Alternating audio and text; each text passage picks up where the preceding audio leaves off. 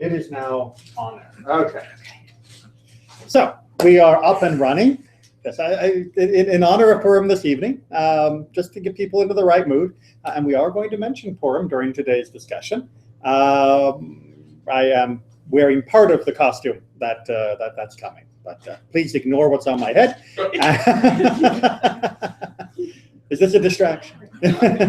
Don't think of white polar bears, right?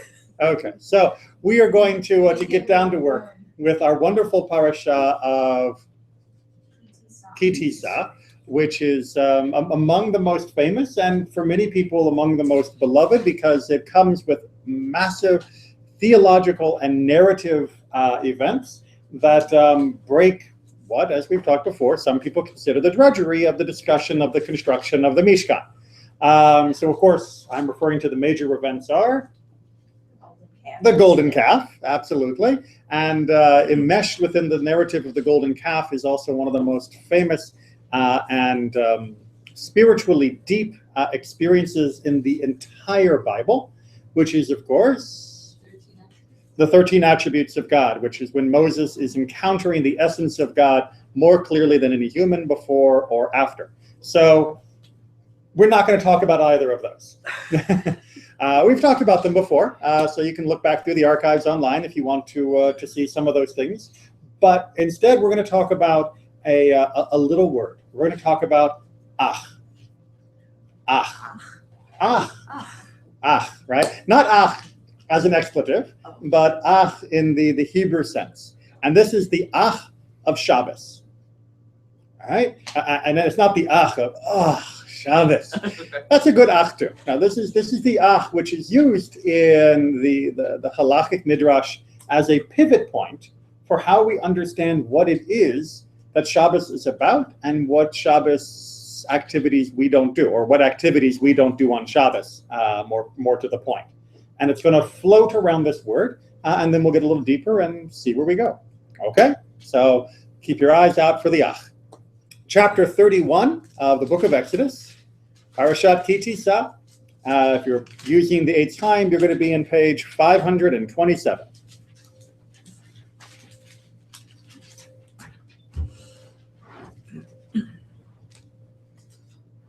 Okay, we're all set? All right. So, do I have to ask for a volunteer? Okay, Ariane. The Lord spoke to Moses. See, I have singled out by name Bezalel, son of Uri, son of Hur, of the tribe of Judah. I have endowed him with a divine spirit of skill, ability, and knowledge in every kind of craft, to make designs for work in gold, silver, and copper, to cut stones for setting, and to carve wood, to work in every kind of craft. Right, I know that I said we were breaking from the drudgery of the construction, but please, bear with me. This is important. This is part of the build-up. All right, so Bezalel is going to be the master craftsman of the entire Mishkan, and apparently is the jack of all trades and master of all, and is going to be sort of chief craftsman of all of this. What's that? The project manager. Well, no, he actually knows how to do things. Sorry. That was good.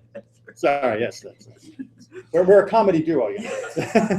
It's for them. Thank you for setting that up. I used to be a project. Exactly. Yeah.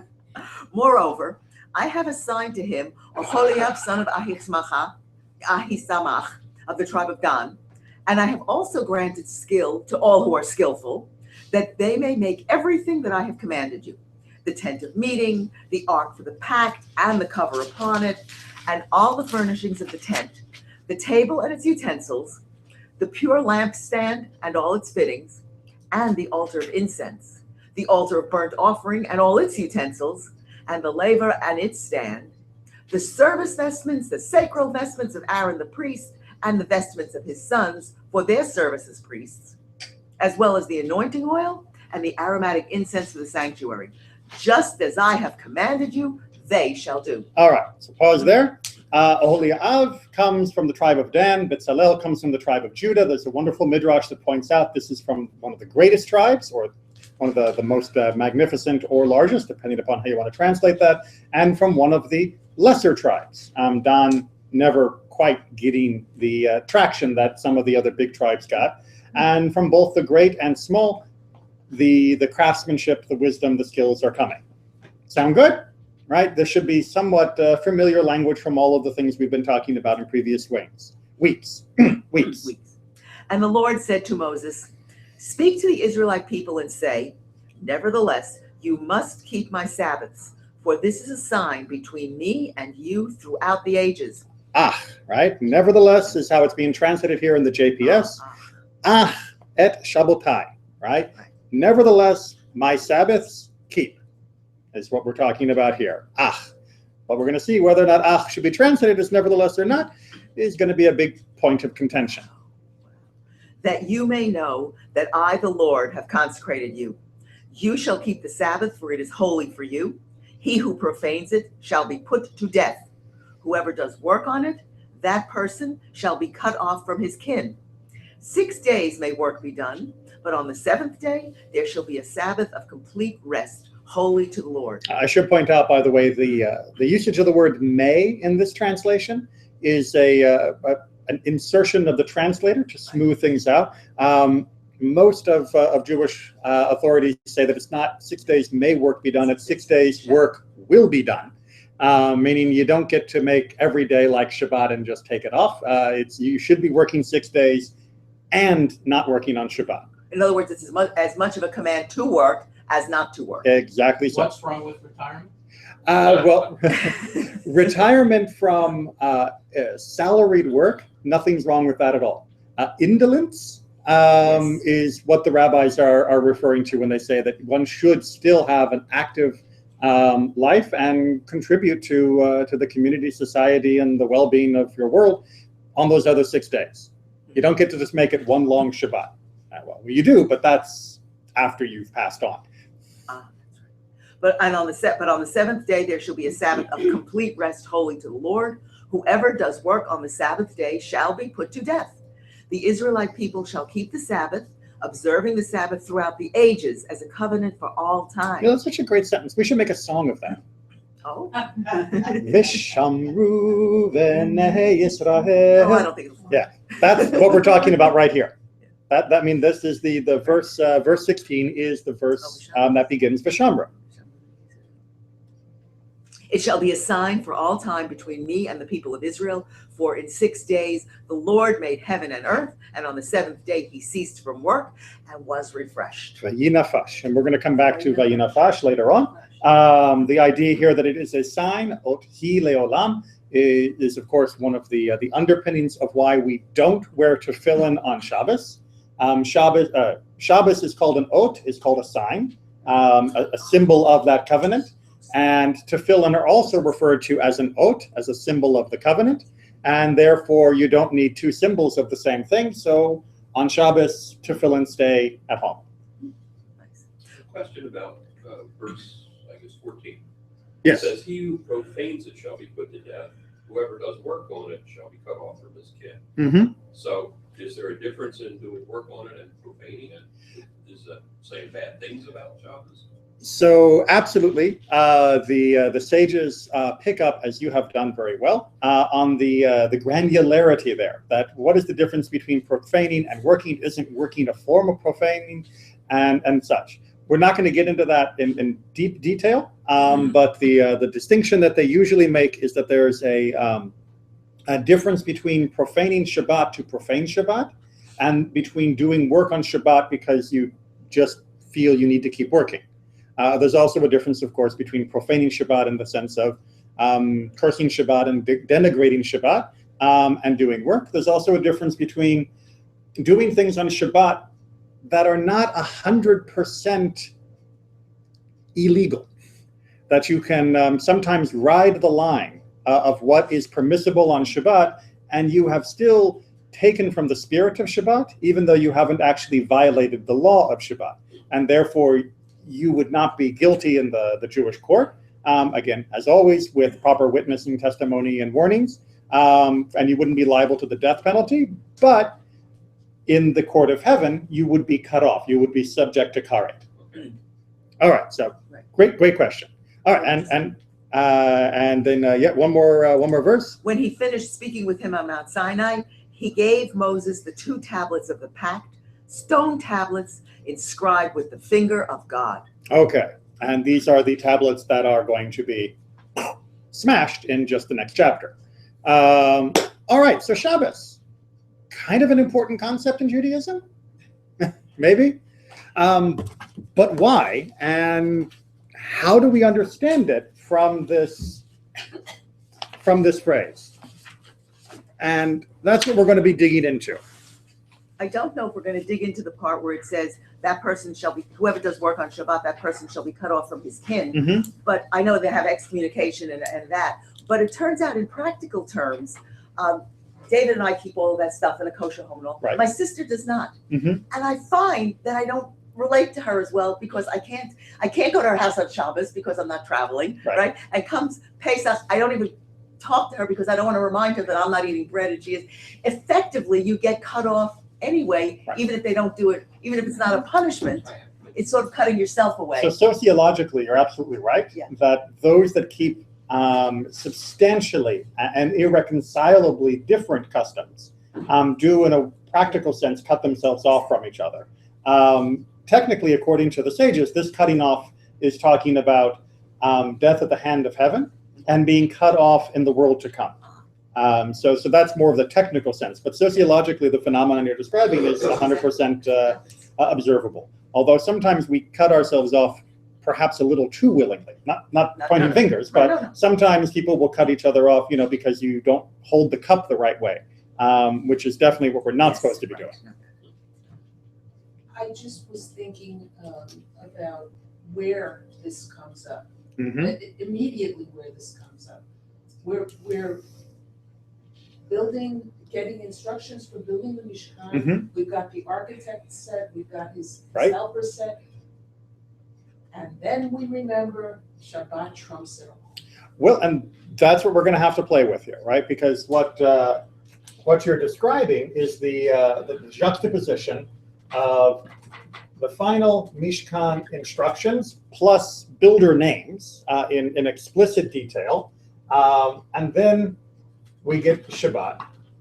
And as we've talked about before, 2 things that come back to back could be connected or perhaps aren't connected within Torah. And that is then left to our commentators to try and help us navigate. Is this just that God felt like mentioning Shabbat here? Or is this that God felt he needed to mention Shabbat here? And if so, what clues in the language might lead us to one conclusion or another? But first of all, we just need to make sure we understand how important Shabbat is, and we have the great quote from Ramban to begin. Shabbat is the foundation of the world.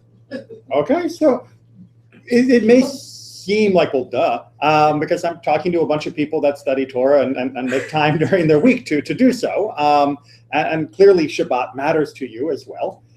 But think about some of the philosophical reasons why Shabbat might not seem to be the foundation of the world. Right? Think very literally. Well, because that was the day he wasn't building the world. Exactly. It was last, and nothing was made on it. I mean, if we're talking about the foundation of the world, we might want to start with light, right? That was the first thing made. Or tohu vavohu, as we've talked about before in Bereshit. Maybe that was the foundation of the world, and Shabbat was an afterthought. Or Shabbat was just, at the end, we're done.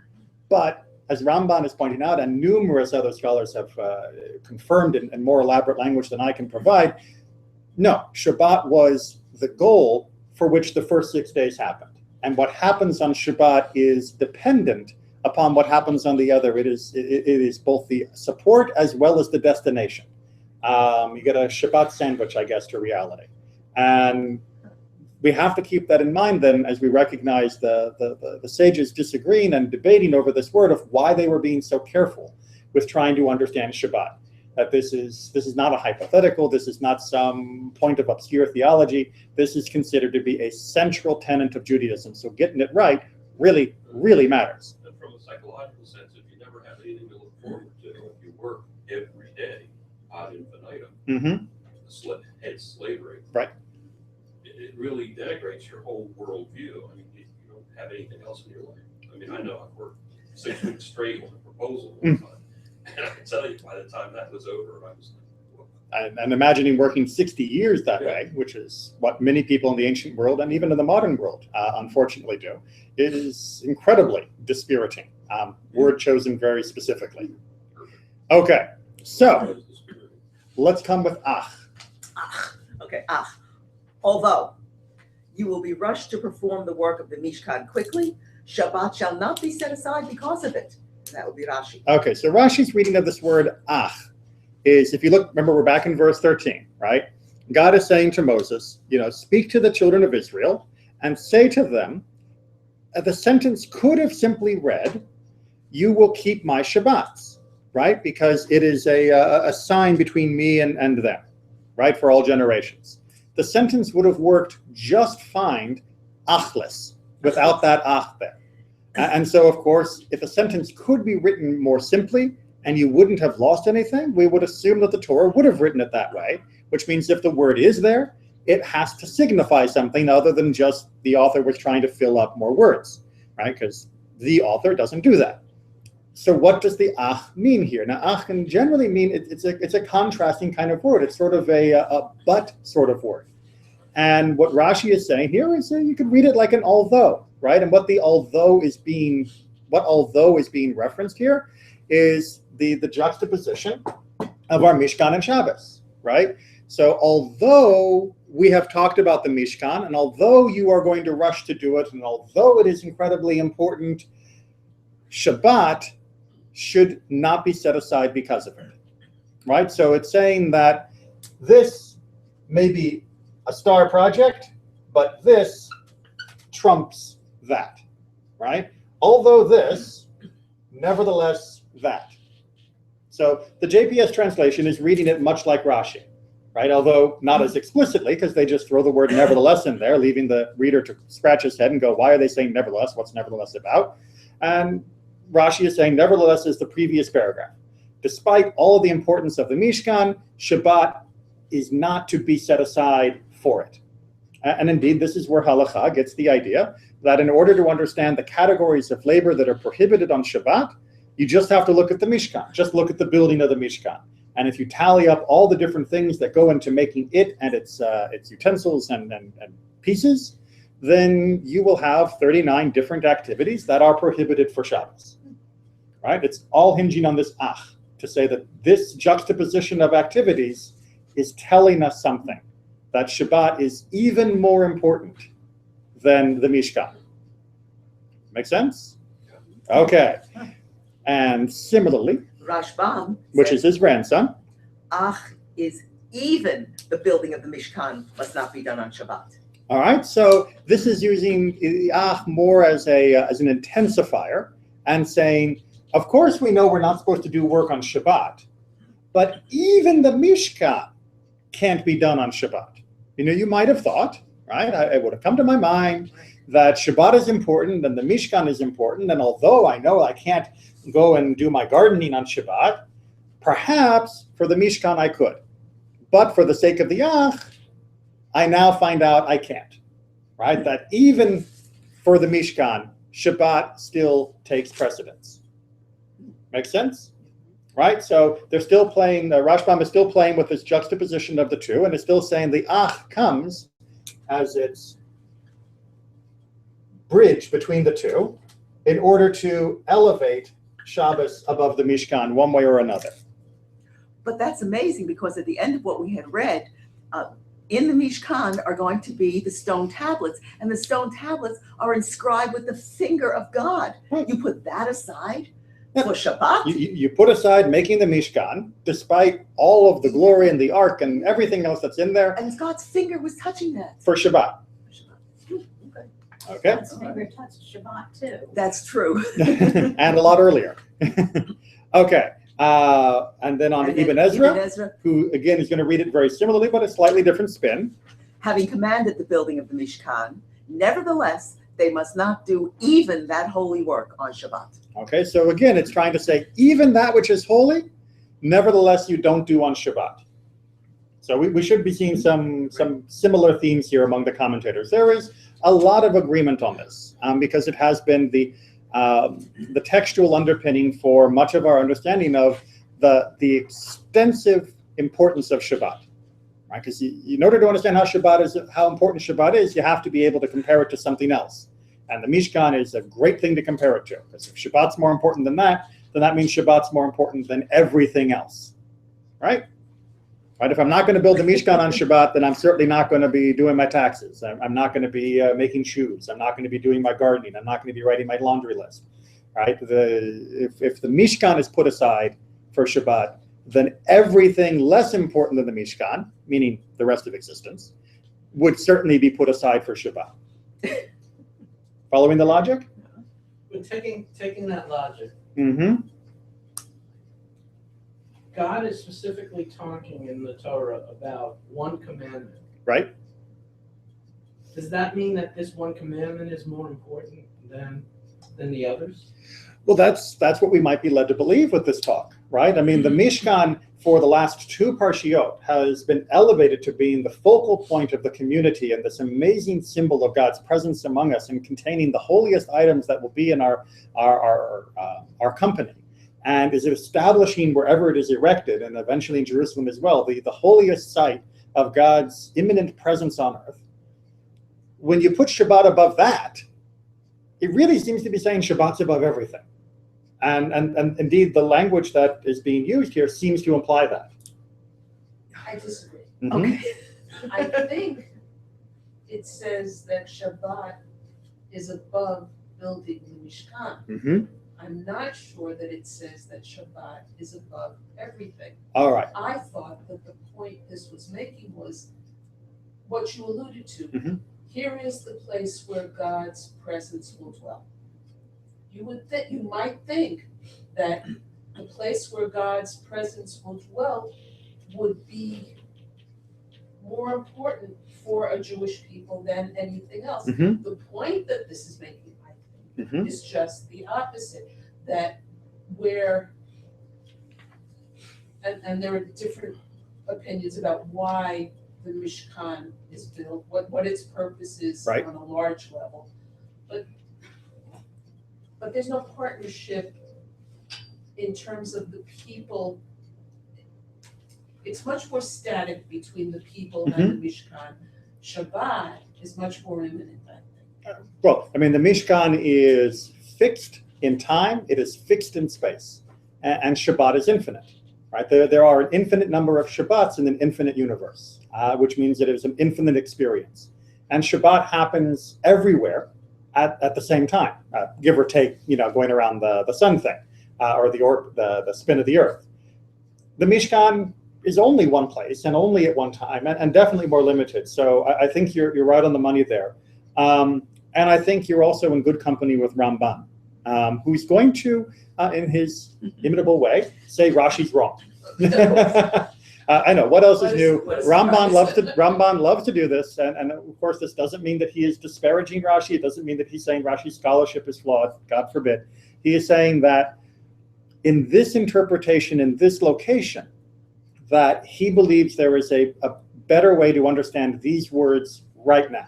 He's not disagreeing about the things that we don't do on Shabbat. Of course, he believes the 39 categories of work derived from the construction of the Mishkan are things that are prohibited on Shabbat.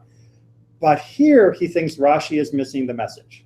And so he's going to make his own interpretation. And remember, just in case you think that Rashban is denigrating Shabbat, remember, he was our first quote. Shabbat is the foundation of the word. So this is not like somebody that's casual on Shabbat.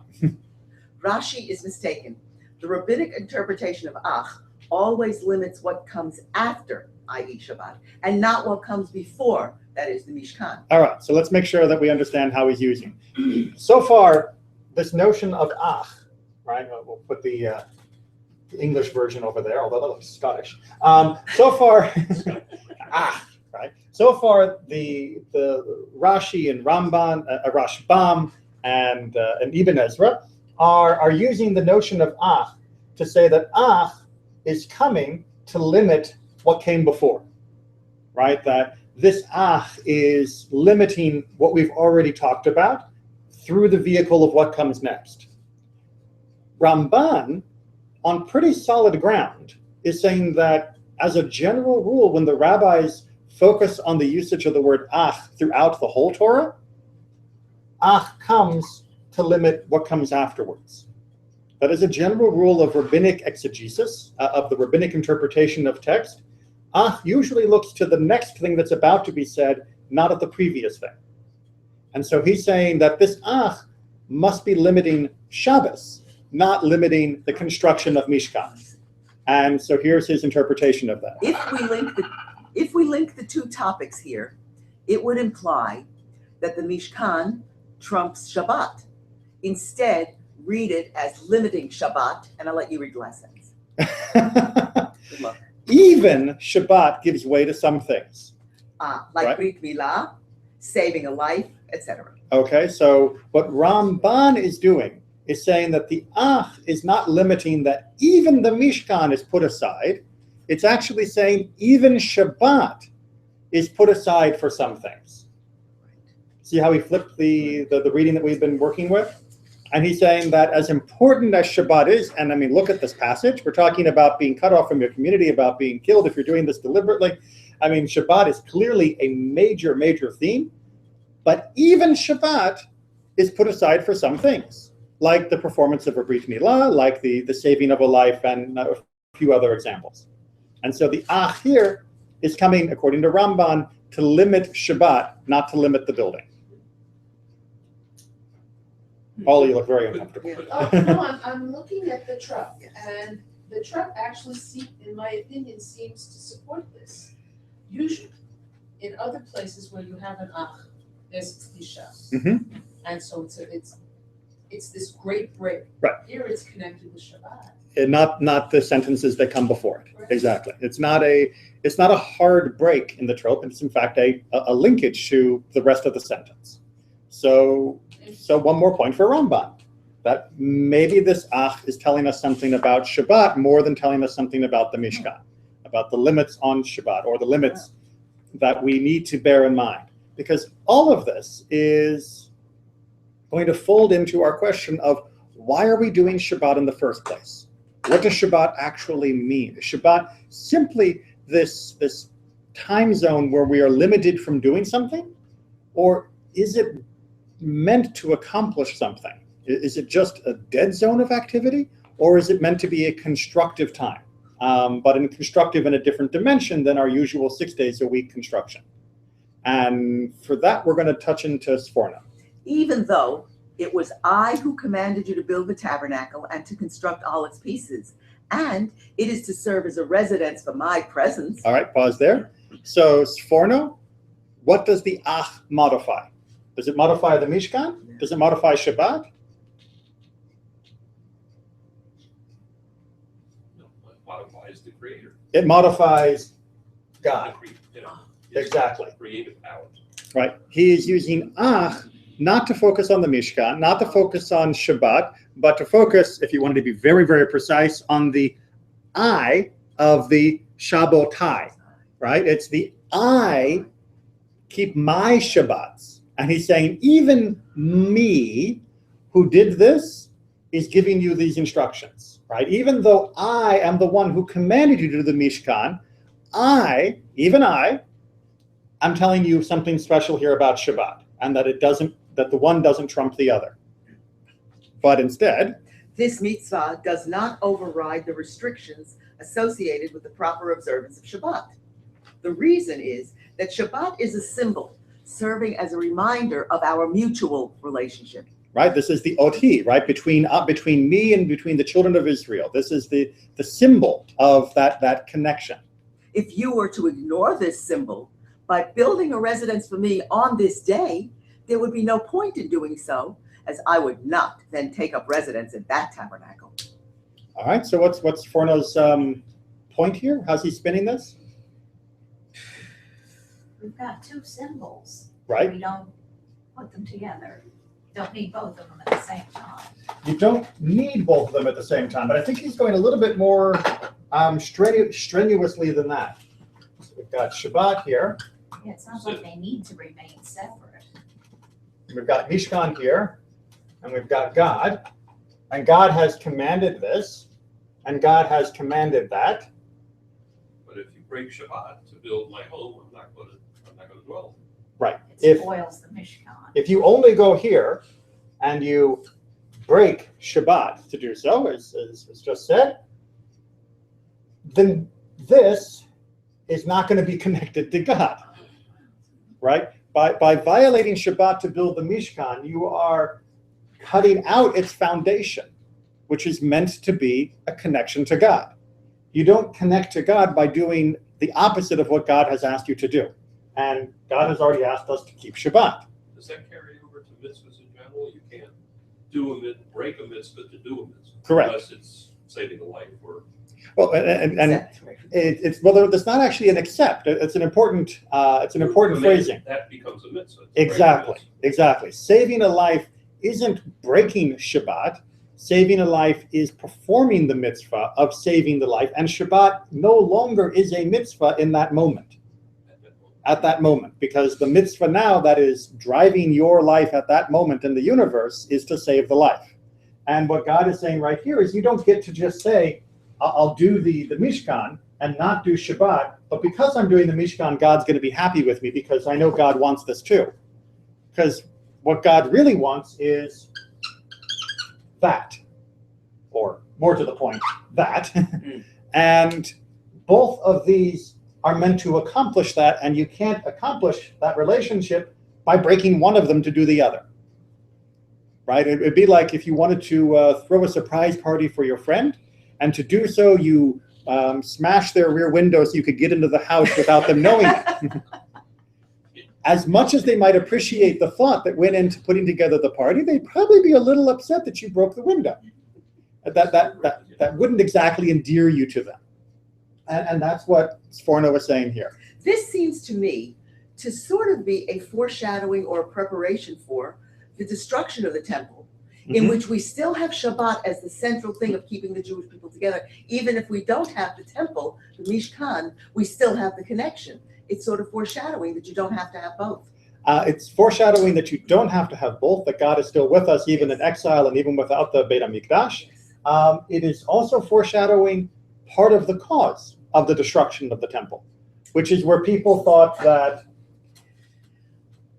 that was less important than this, and in some cases even this, right? That the connection to the various mitzvot only by themselves was sufficient, rather than recognizing the mitzvot are the bridge between us and God. And as such, the Mishkan, and then later the Beit HaMikdash in a big way, and some other commandments in a smaller way, but mostly the Beit HaMikdash became essentially an idol. It became a substitute for the true worship of God, because we could go there, go through the rituals, do the sacrifices, and then go home and beat our slaves, or then go home and commit adultery. And people were perfectly fine with that. There was no dissonance in their mind. Well, because they were doing what they were supposed to do. And the fact that they weren't doing something else, that shouldn't change, right? I'm following the form, not the function. And that was a big part of why the temple was destroyed, especially the first, and in some more subtle ways the second.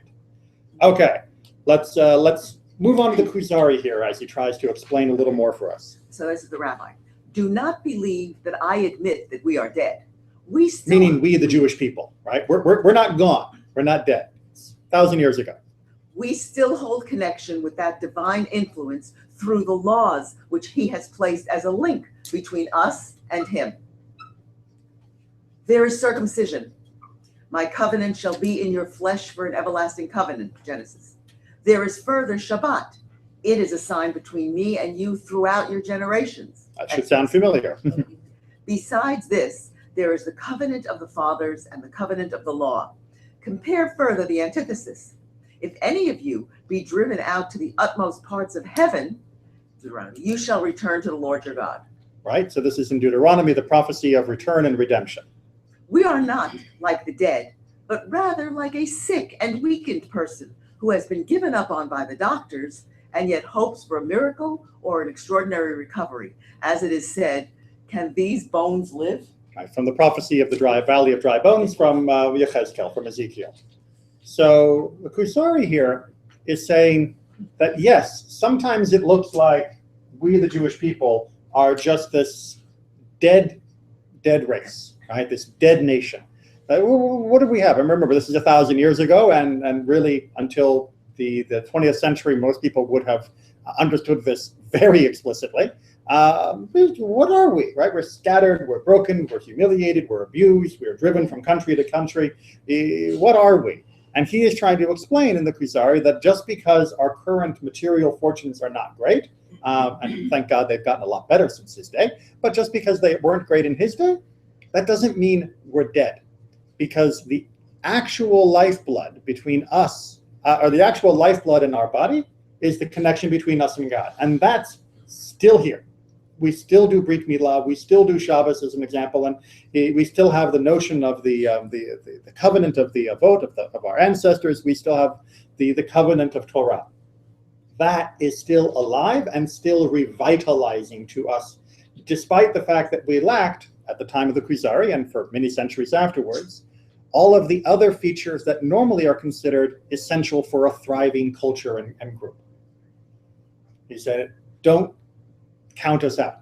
So yeah, we may look weak, we may look sick because, the physical world does take its toll, but our heart is still going and the promise of the fulfillment is still there. And Shabbat is one of the symbols of that still going. Make sense? Maybe? All right. Foundation of the world. During the 6 days of the week, which correspond to the days when God created the universe, you can busy yourself with working on the construction of the Mishkan. There is no good reason why this project should override the mitzvah governing Shabbat. All right, so Seforno again is coming back to this question that sort of bugged Ramban, which is, but why? Why should Shabbat trump the Mishkan? And to understand this, we have to understand that there are some times when other mitzvot do trump the Mishkan. Ones that Ramban already mentioned, but others as well, if you keep reading. The only time a mitzvah overrides such mitzvot is when the Torah linked the mitzvah which would override it to a specific time frame, such as the circumcision of a baby on the 8th day after its birth, or the type of sacrificial service in the Mishkan of which the Torah said that it must be performed every day, i.e. including Shabbat. Any other mitzvah that is capable of being performed on a day other than Shabbat does not override Shabbat. Okay, so we had our little chart a second ago. Tear this apart, where we had the notion of which is higher, the Mishkan or Shabbat or Milah, or circumcision, right? And we were sort of trying to juggle the hierarchy. What Seforno was adding here is that it's not a question of this is a level 5 commandment and this is a level 6 commandment and this is a level 7 commandment. It's not that which commandment is more important than the other. It's which commandments can be and must be performed now. This is why the introduction of time that Seforno is bringing here is so important. Right? He's saying the relative importance or the relative priority of the mitzvot comes not because of their inherent importantness, right? Importance, to use better English, but instead based upon their importance now. And that shifts, that moves, that the moment matters, not just the material of the mitzvah. Then why can't we combine a Pesach Seder with Shabbat? Because there's no conflict. So here, what he's talking about are mitzvot that are in conflict with one another, right? The doing of a sacrifice involves activities that are in conflict with Shabbat, that are prohibited on Shabbat. If you were just deciding to make a barbecue in your backyard, no way you get to do that on Shabbat, right? Because doing a barbecue in your backyard is not a mitzvah. And doing a sacrifice on Shabbat that isn't required on Shabbat is also not permitted, right? So you can't go to Shabbat and do a sacrifice of well-being just because Shabbat was the only day you had off work. Because you could offer that sacrifice on Sunday or on Friday. So you don't get to do it on Shabbos. But the sacrifices that were done daily, we had no choice. It had to be done today or it wouldn't be done at the right time. Circumcision.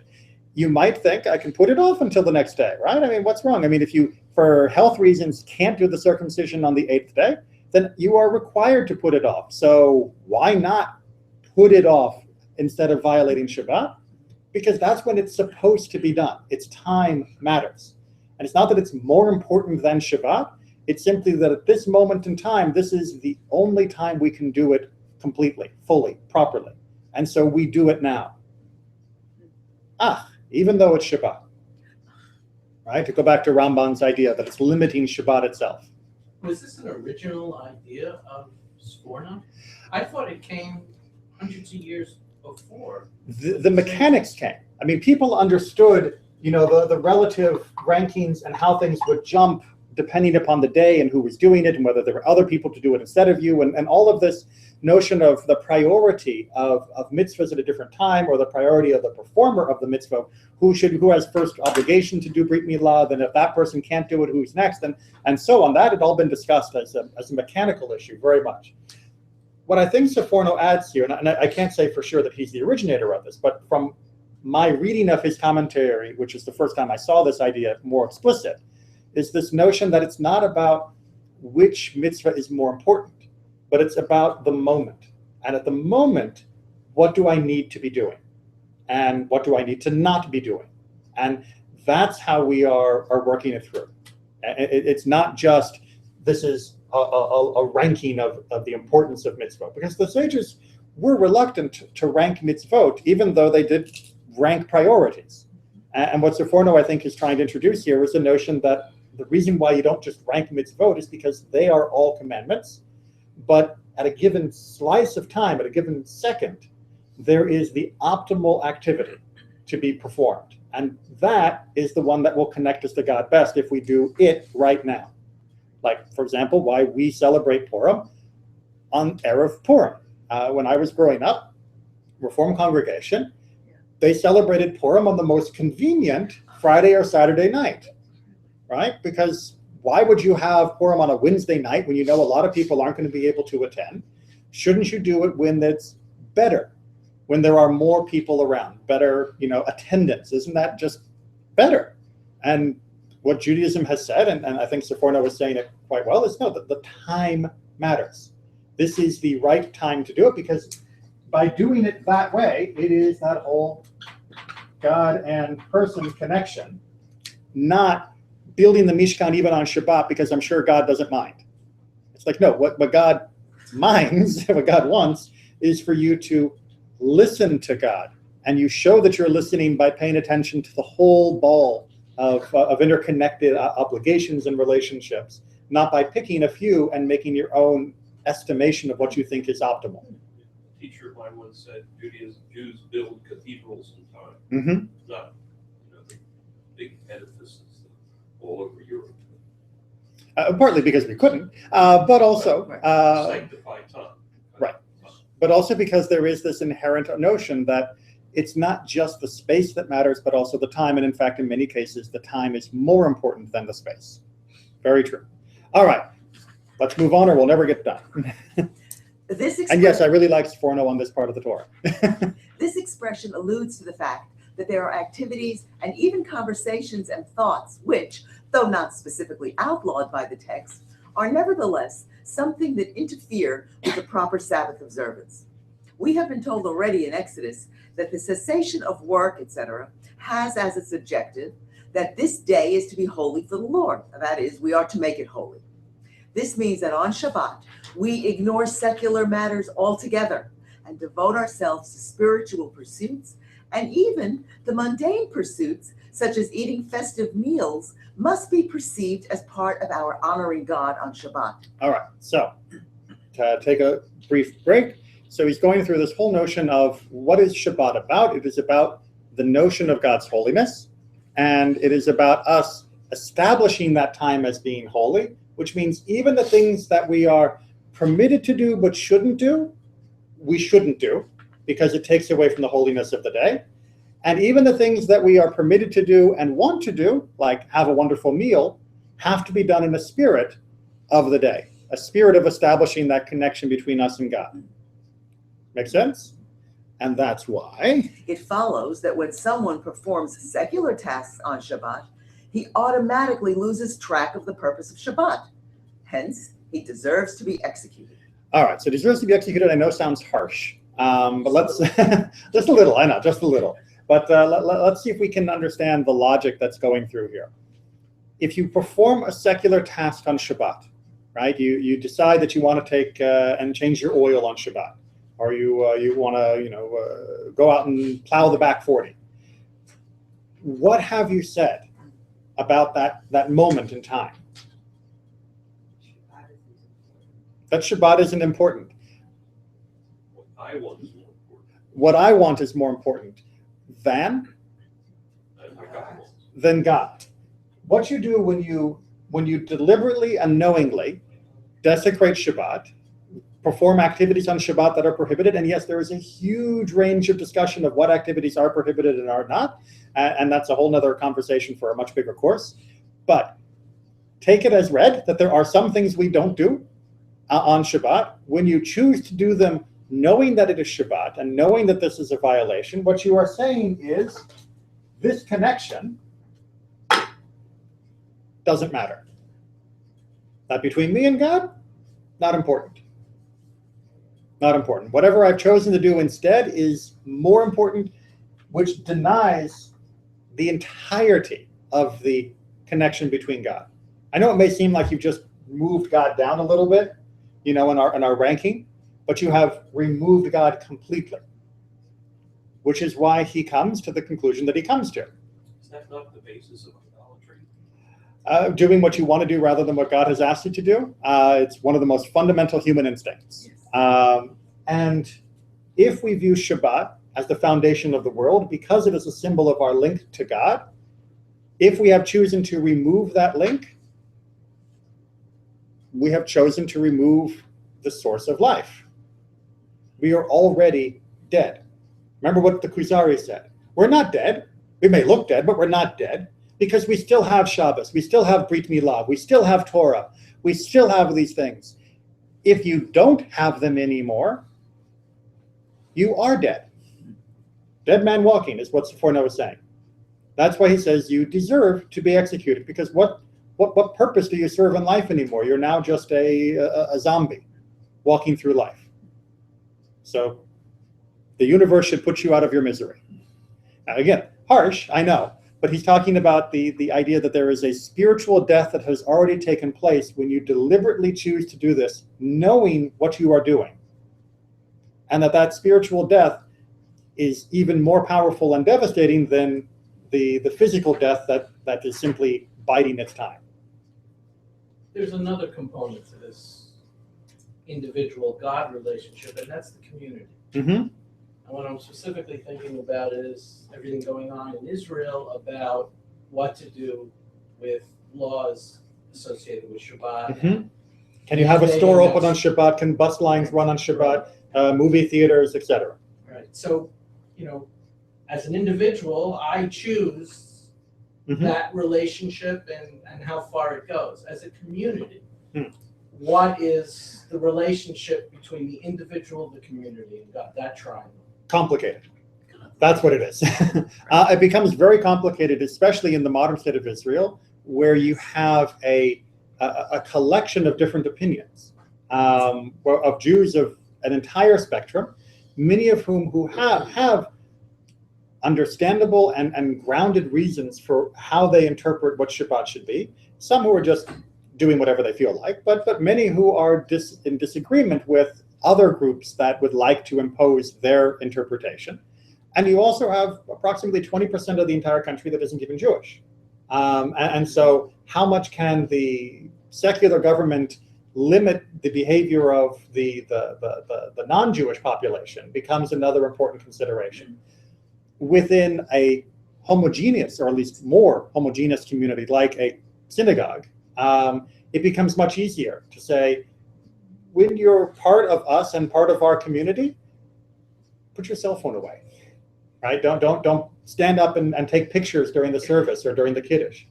Please don't excuse yourself to go have a cigarette. It becomes much easier because there is something to be said, as Harry sort of began earlier on to say, there is something to be said for connecting each other in the shared experience of connecting to God.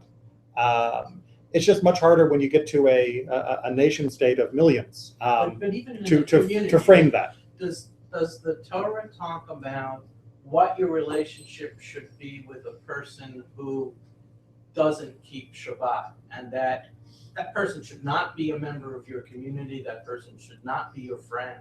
You warn them, and you try to teach them. You try to encourage them to keep Shabbat, and like in the other mitzvah. Shunning usually was only reserved when someone was a very explicit, deliberate, and rebellious breaker of the commandments. Not just, I've got to work to live, kind of breaking the Shabbat, but this person who says, this is what I think of your Shabbat, and strikes the match. Acher, Elisha ben Abuye, one of the rabbis in the Talmud, the one, if you've ever read the book, The Driven Leaf, one of the stories in the Talmud when he is asked, are you sure you're really, violating, you're anti-Judaism now? And he says, I'll prove it to you. And he goes over and he plucks a radish. He's plucking the radish to deliberately show his rejection.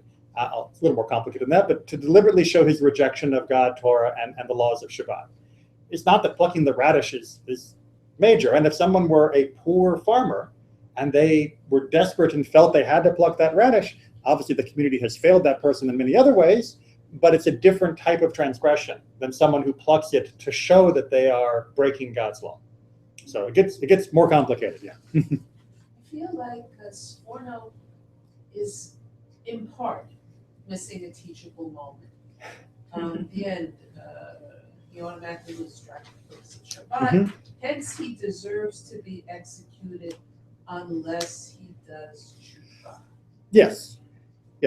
Well, I think what he was focusing on here was deserves to be, not will be, because there's a whole range of things that are involved before a person ever reaches the point of execution. And in Sforno's day, it wasn't happening anyway, no matter what.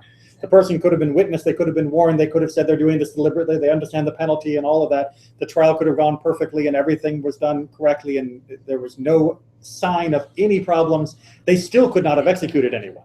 So when he says deserves to be executed, he's using this as emphasis of understand how bad it is when you deliberately and knowingly break Shabbat. This isn't just a casual thing.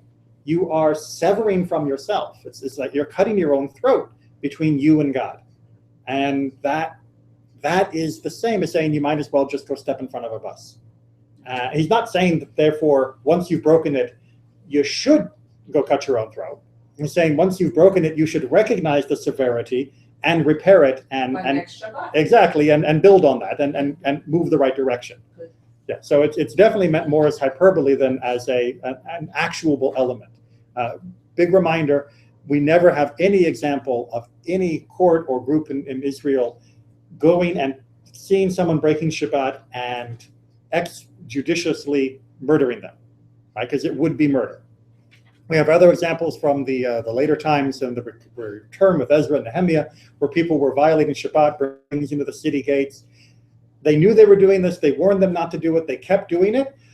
You would expect now death penalty executions, round up the ringleaders. They lock the gates so that the people can't bring their merchandise in on Shabbat.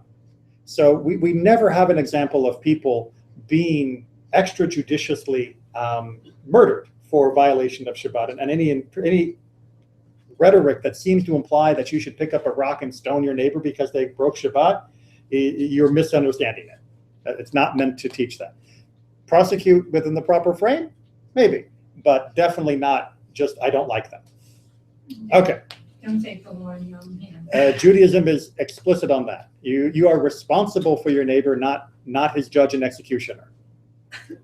All right. A little bit more before we run out of time. Shabbat regulations are not merely prohibitions, Although most people seem to think of them like that. but first and foremost, Shabbat is a gift from God to you, a gift for you exclusively, something God did not give to any other nation. That doesn't mean other nations can't also enjoy Shabbat. It just means that Shabbat originated within this concept within our people. The Talmud says, I have a precious gift in my treasure chamber. Its name is Shabbat. I want to give it to the people of Israel. Right? So the most precious gift that God gave us from his treasure chamber was nothing. I mean, what? What? Right? Well, isn't that what Shabbat is? Shabbat's emptiness. Shabbat is nothing. Nothing was made on Shabbat, nothing is done on Shabbat, nothing is created on Shabbat, and yet this is the most precious gift in the treasure chamber. Concept. It's a concept, exactly right, and it's a concept that is incredibly important. Based on this concept of what Shabbat is all about, the sages who formulated Shabbat morning prayer emphasized that you did not give it to the nations of the world to partake in the minucha, the constructive rest, which is so characteristic of Shabbat. Right, so this is from the Shachrit Amidah, the beginning part of the Shabbat morning service. Get here before 10:15, you'll hear it. And the idea of minucha, which means rest, Sforno is saying this is not just rest of being, relaxed. This is rest in a very constructive, life-giving way. Keep going. This is also echoed in Exodus. The children of Israel are to observe Shabbat to constructively make of it Shabbat throughout their generations. The implication is that the proper observance of Shabbat, its concept, will ensure that we will be around throughout the generations and will partake in the redemption. Okay, so you do Shabbat right. That's why Vishamru says Ledorotam, that it's for the generations, right? Because it's doing it right ensures there will be more generations to experience it. Doing it wrong is a very quick way to help dissolve the community. Yes? No? Good? Yay, Shabbat. Right. Shabbat. This is why the seventh day is one devoted to the nefesh, the spirit, resulting in God giving Jews an additional soul for use on that day. Remember our phrase at the end, Vayinafash, that God rested? Well, the word nefesh that's being used as the root for that word, rested or refreshed is the same root that's used for the soul or the spirit. And this additional soul assists us in concentrating on the spiritual dimension of the day. When man was created, God made him in his image, that is, first and foremost concerned with spiritual concerns. The extra soul granted us on Shabbat is to help us live up to that vision that God had of man when he created him. Right? We get a bonus soul. We get more spirit on Shabbat than we have during the other 7 days, or other 6 days, pardon my math. And the reason why we get that is so we can use it on Shabbat when we are free from all of the other activities that normally obsess us and occupy us and stress us, to reach to our highest potential, the potential for which we were made. And that's what it means to be vayinafash. It doesn't just mean you catch your breath before the next week of work. It doesn't just mean that your body can relax and rest from the damages of the past week. It doesn't just mean you don't have to worry about stuff for a bit. It means you get to go up spiritually on Shabbat in a way that you may not have the capacity to during the rest of the week. And that should be our goal when we go into Shabbat. All right, one last text, and then we got to wrap it up. Yom Kippur is similar to Purim. All right, so Tikkunei Zohar, one of the great Kabbalistic texts, it works better in the Hebrew. Exactly, because Yom Kippur is usually, or at least very often referred to in traditional texts as Yom HaKippurim, right? That's the sort of the official title that's often used. But Kit, Purim, like Purim. In Hebrew, the prefix of a kaf is the indication of a comparison, of a simile.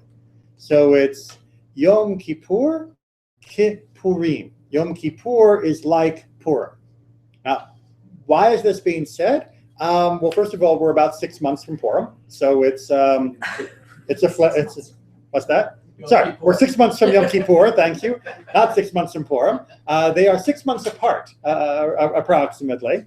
But there is a notion that just as you can serve God on Yom Kippur with the seriousness and with the fasting and with all of those things that are not terribly comfortable, on Purim too, we are serving God. We serve God with joy and with feasting and with laughter and with all of the fun of Purim. Both are services of God. Just because one may seem more attractive, just as the Mishkan may have seemed more attractive than the Shabbat prohibitions, doesn't mean you pick the one you like more rather than the other. It means in the right time, both are service of God. On Yom Kippur, fasting is the service of God. On Purim, having a feast, a seudah, that's tomorrow, is the service of God. And we should celebrate both and be thankful that both have been given to us as in their moment, the way to reach to God. So make sure you have a good time tonight and tomorrow. It's the law. But be responsible. I have to add that, of course. Any other further questions, comments? Someone once said the second soul doesn't soak up half the calories. The second soul doesn't soak up after. I like that. Although, if you're going to eat things that your doctor would rather you didn't eat, Shabbat's the day to do it. And the other 6 days, stick to the diet. Right. Like some, Have some, yeah. Where's my mouse? There we go.